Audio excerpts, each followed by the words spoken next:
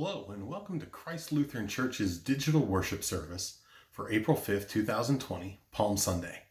Those of you who've been participating in digital services over these past few weeks will notice that a few things are going to be different this week as we continue to experiment with this format and try to bring you a worship experience that's meaningful and inspiring.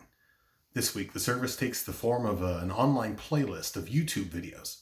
Try to think of it as an album from your favorite band. It's designed to be experienced in the order that it's presented. But just like any other playlist, you can bounce around to the parts that are meaningful or helpful. You can even go back to something that you thought was really good. And if you think something's worth sharing, it's never been easier to do than right now when everybody, it seems, is on social media.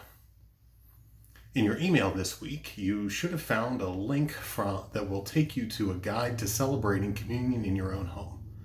Heard from several of you how much you miss having communion. I know that I've been missing it too.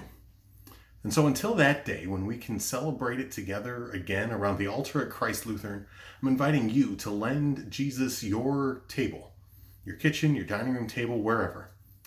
At the end of this playlist, after the final blessing, is a great time for you and those in your home to gather together and experience this liturgy. All you'll need is some bread, some wine, and one person to be the leader.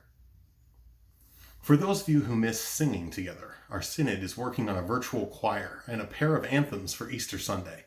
There's a sign-up link in the church's Facebook group, but if you're having trouble accessing that for some reason, feel free to contact me and I'll help get you set up with that project.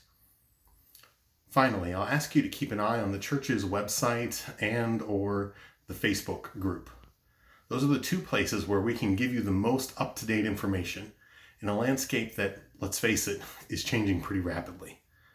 And so now, I invite you to prepare your hearts and minds for worship with a prelude of Ocean Waves, recorded by Becky Hoopenbecker, not far from her place in Florida.